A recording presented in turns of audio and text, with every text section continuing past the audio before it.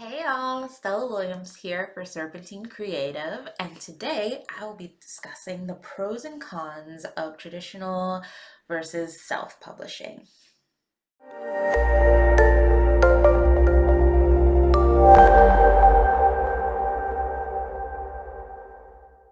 Today I will be discussing the pros and cons of traditional versus self-publishing.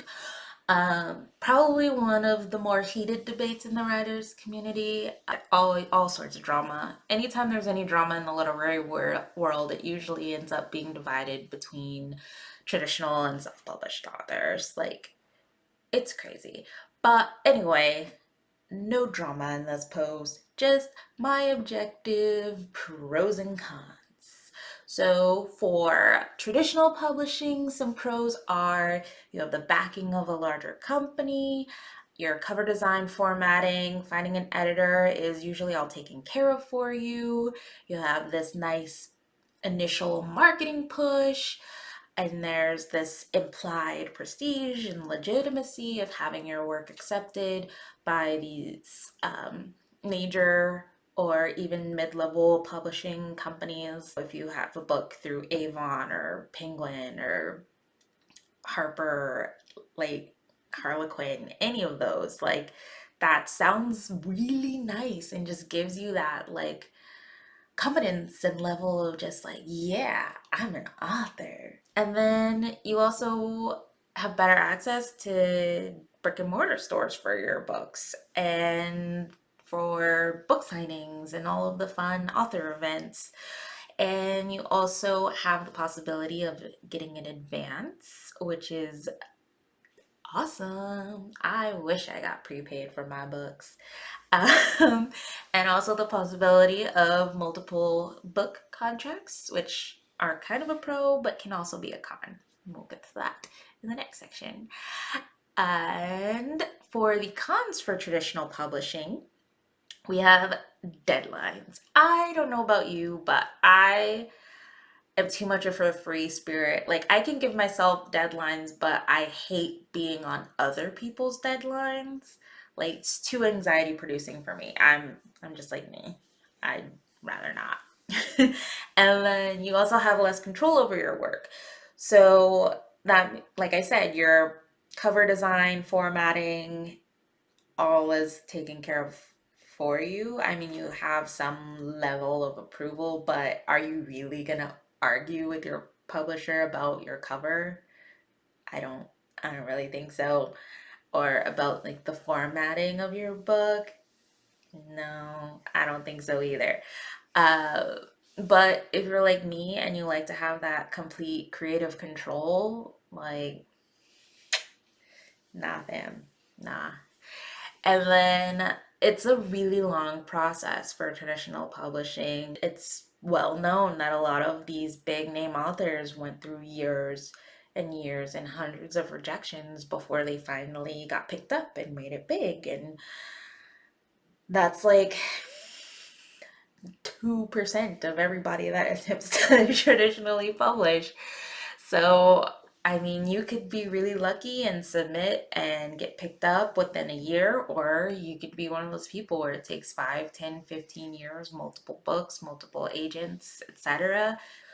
And that brings me to the next con, which is rejection.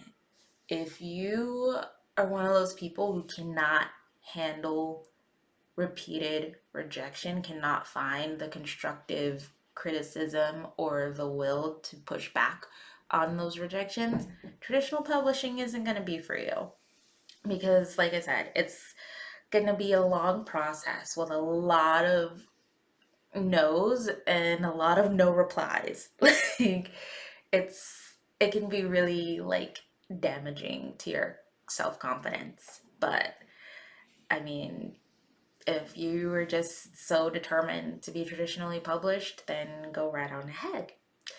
And back to that whole multiple books contracts issue, the whole cons are contractual obligations. Like, what if you decided that, like, you only really wanted to do a trilogy, but it was a really big hit, and your publisher had already signed you on for 5 books, then now you got to bust out 2 books for something you really only wanted to do a trilogy on, and yeah, I'm not doing that. Or maybe you have like disagreements with them over your creative content, and but you're contractually obligated to them, for another book or another 2 books, and you don't really feel like working with them, but you're kind of stuck because you got a contract. And nothing sucks more than being forced to write what you don't really want to write, or for people you don't want to write for, to be honest. And now on to self-publishing. Self-publishing. All right. So the pros of self-publishing are you have complete creative control because you're the one doing all the work. And you produce and publish on your own schedule because you're the one doing all the work. And you have the possibility of higher royalty rates because you have fewer middlemen to pay before you get your royalties. And I say the possibility because I don't, like I said, I've never been traditionally published. I don't know how their contracts actually work because I've never had one. So, I mean, on one hand, you could get more for your books through traditional publishing, or you might get more through self publishing. It just depends on your platform and how you want to sell and all of that stuff. It's a lot of different factors. Flexibility in content. So, if you're someone who writes for a niche market, like, let's see, what's something super niche, like toe fetish erotica, or um, LGBTQIA dragon shifter vampire romance mystery detective novel. I don't know. Just throw a bunch of adjectives together and think of something super niche, and you're not going to be picked up for a traditional publishing company with something that has a smaller fan base. But you can totally self publish and find your own audience, and that's okay. And now to the cons, covering production and marketing costs. So, my biggest cost as a publisher is my marketing, for by far, because it's not just that initial push of marketing, which for me is usually around $300 if I'm being good. And then there's like the random, like, oh, every couple of months I'll do another little marketing push, like a smaller one. But if you have more than one book, like I do, that can easily add up. So, like, I think last year I'd spent like $2,000 on marketing. That was not, I didn't even realize it. It was just like $5 here, $10 here, you know, a little bit of Facebook ads, a little bit of Google ads, some Amazon ads, some IG ads, that's something that I had to cover on my own, and my royalties are not at that level yet. So definitely just a reminder that writing is not something you do to become rich. Writing is that is definitely one of those passion project kind of jobs where you do it for the enjoyment and the money comes later. The money and the prestige comes later. That's my my whole deal with that. And going with that, it's the imposter syndrome.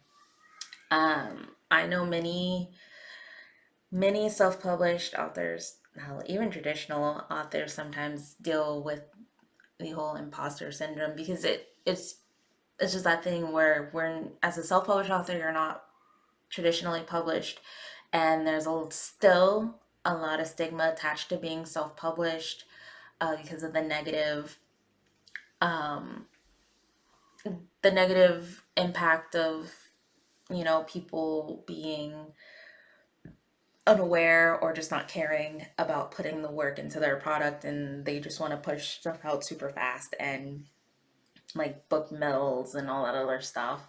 And so it's really easy to not feel like you're an actual author without the validation of, say, a traditional publishing company or a super large following. So that's one of the cons of self-publishing, because I don't know about you, but I've been to plenty of writing groups and conferences, and then I'm like, yeah, I have like 6 books out, and they're like, oh, that's awesome, and then I'm like, yeah, they were self-published, and they're like, oh. So be prepared to have some some author snobs out there if you're gonna choose self-publishing. Um, it's a next con is harder to get into brick and mortar stores. Um, Most brick and mortar stores don't accept books that are published through Amazon. So if you publish through Amazon, then you're probably not gonna be able to get your books into any of the big other large brick and mortar kind of deals. Which is one of the reasons why I switched to Ingram Spark, was to have that option of having my books in brick and mortar stores as well as on Amazon, um, and in libraries and stuff. And no advances, like I covered before. There's no advances as self published authors. It's all whatever you got in your bank account. And competition. As a self published author, you're definitely climbing a ladder, especially in the sea of Amazon authors. It's not just like, oh, I posted and automatically like 30 million people are gonna see it. No, no, you gotta do that. You really have to focus on your marketing and getting your name out there and your face out there and your work out there. It can be intense, but that doesn't mean that you have to be negative towards your fellow authors. Like, we really need to just come together and lift each other up and not be crabs in a barrel. That's just my take on that. So, those are the pros and cons of traditional and self publishing. Not every author chooses between them. There's lots of traditionally published authors that choose to self publish certain projects, and there's lots of self published authors that are still querying and booking agents to try and get their work traditionally published. It's not an either or kind of thing. You can do both, um, especially now in the as self-publishing is becoming a more respected form of publishing. So honestly, it all just comes down to whatever makes sense for you and your work. If you feel more comfortable just handling the writing portion and want to just pass on all the rest of that stuff to a publisher to get your stuff out there, you go ahead, get those queries out there, find your agent, and get done. But if you're like super excited and just want to get out there like as fast as you can, but then and on your own terms, then self-publishing might be the better route for you. And although I say as fast as you can, I mean like as fast as you can in putting out a professional product. Alright, so that is my video on traditional versus self-publishing. Don't forget to like, comment, and subscribe. Thank you for watching.